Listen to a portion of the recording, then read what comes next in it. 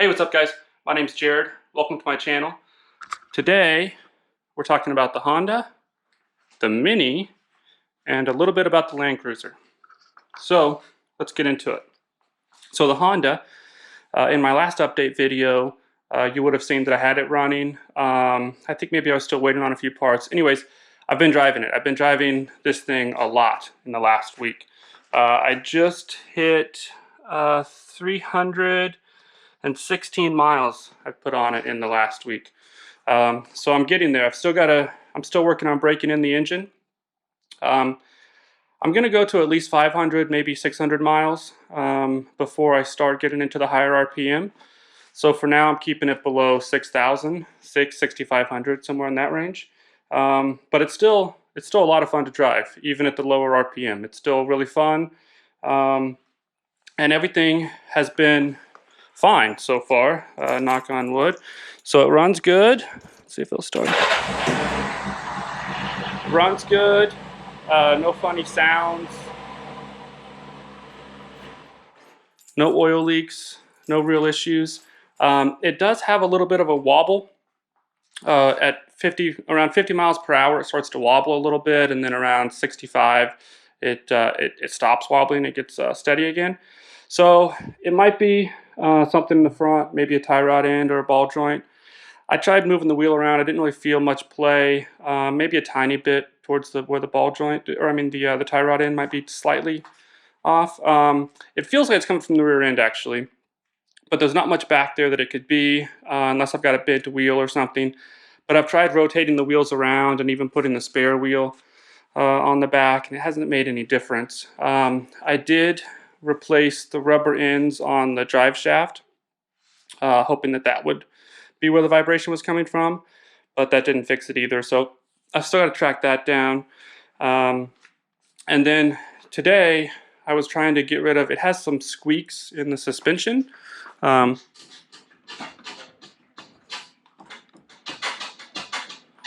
It has rubber bushings in several locations around the shocks and around several parts of the suspension. So I've been trying to oil those to get rid of the squeaks. But that's pretty much it. Really, everything else works on it. I drove it at night. All the lights work. The heater works.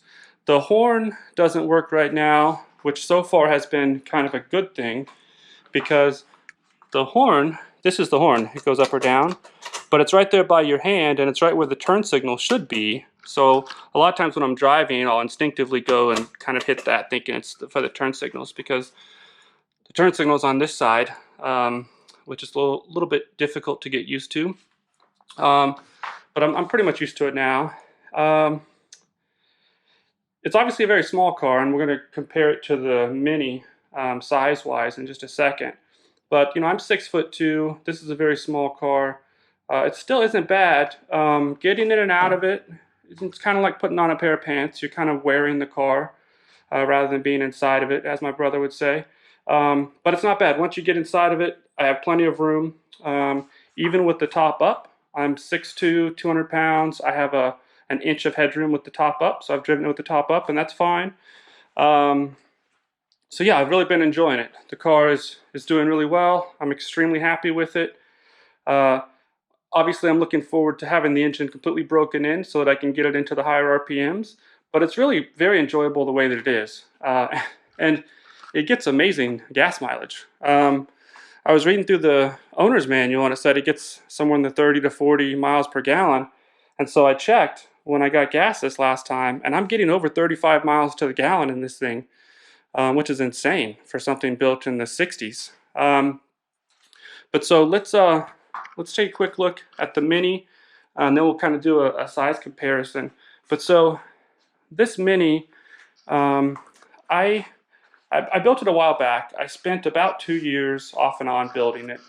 You can see it's a Austin Cooper S clone. It's not a real Cooper S, but it does have the engine and the suspension and the brakes from a Cooper S. So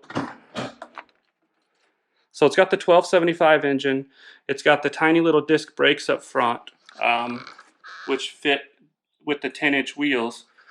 All the later Minis with the disc brakes, you had to use larger wheels.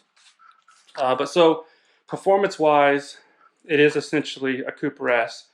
I also added a much larger carburetor, a header, and performance exhaust. So this thing really gets up and going for its size. And the two cars really are extremely similar. You can kind of see you got the sport exhaust coming out there. Also, this car only has a single fuel tank on this side. The real Cooper S would have had dual tanks. This is just fake. So this car has about a 5.5 gallon tank. The Honda has a 6.5 gallon tank. This Honda, I could go 250 miles on a tank. This thing, no way. I have to fill this thing up about every second time I drive it. And I don't drive it very far. I'm betting that this car gets around 10 to 15 miles per gallon tops, maybe less. This thing sucks down the fuel. But so engine-wise, this is a 1275 cc. This is a 606 cc. So the Mini is more than twice the size. And this would have put out around between 50 and 75 horsepower, depending on how it's tuned. I would guess it's probably putting out somewhere around 60 horsepower. The Honda's in the 50 horsepower range. They're both extremely similar in weight. They're both 1,500 pounds. I think there's about 30 pounds difference between the two of them, according to the specs. I forget the overall length of each of them, but I do remember the difference. The Mini is 9 inches shorter than the Honda. So you can see here, they're kind of lined up. And then you can kind of see the difference there on the Mini. The Honda, without something to compare it to, I think looks much bigger because of its shape. But it's a very small car. You can see it's shorter than the Mini. According to the specs, it's I believe it's 6 inches shorter. Yeah, so the length is 9 inches shorter and the height is 6 inches difference between the Mini and the Honda. That's when the top's up on the Honda. Now, kind of give you a little bit more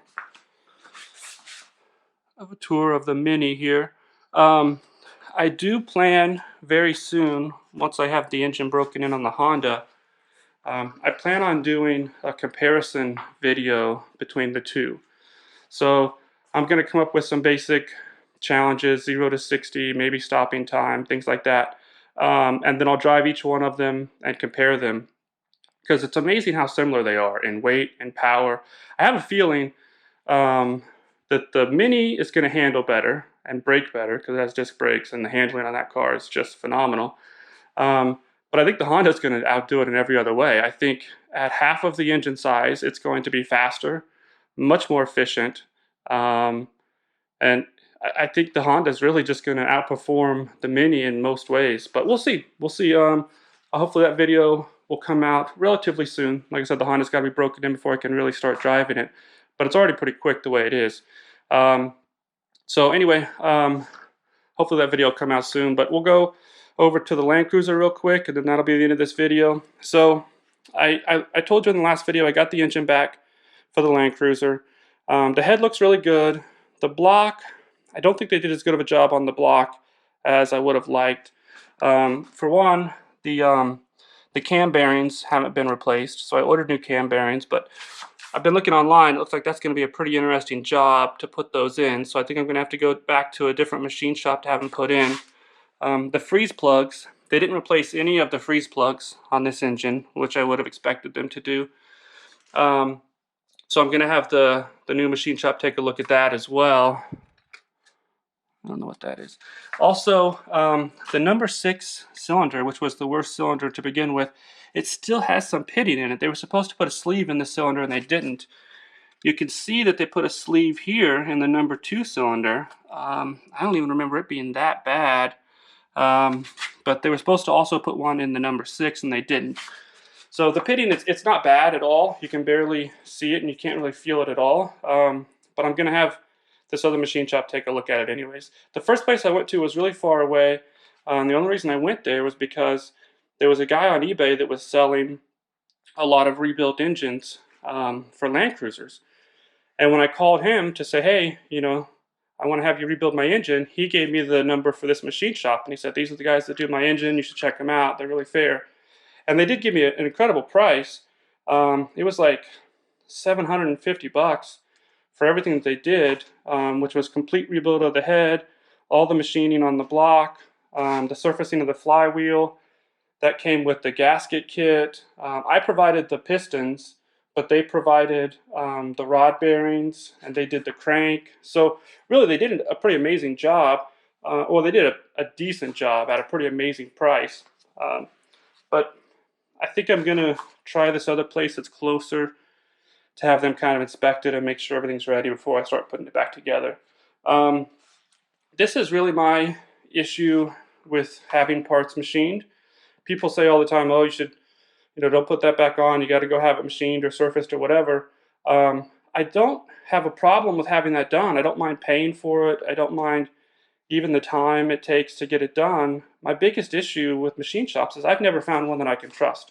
In a lot of places, that's not a hard thing to do. Like, I'm from the Midwest, and back there you could have found someone that's trustworthy probably very easily and got it done. But here in California, it's just very difficult to find anyone that actually works on old engines like this. And when they do, if it's anything difficult at all, most of them will just pass. They just won't even want to deal with it. It's not worth it. They just want to make their money and move on. So I'm always afraid. It's difficult to find anyone to even work on them at all. And then I'm always afraid they're going to mess it up and it's going to be worse than when I brought it in. So anyway, that's my thing with machine shops. But I'm sure I'll get this figured out soon. And hopefully this new place that I'm going to go to can actually do it. They're very well known in this area. People always say they do good work, but they are going out of business. When I talked to them a few months ago, they were going out of business. And so whatever I take to them, they should be able to do it today. But, you know, I can't come back a year from now or even 6 months from now if there's an issue, because they're going to be gone. The guy's retiring. He's been doing it forever, but he's retiring. So that's the Land Cruiser. The Nissan engine is pretty much the same as the last update video, but I'm going to be putting that together soon. That'll probably be out. The video for that assembly will probably be out in the next week or two at most. But okay, so that's it. Got the Honda, got the Mini. Quick update on the Land Cruiser. So that's all for this week, guys. Thanks for watching. And if you haven't already, please consider subscribing. Thanks. Bye.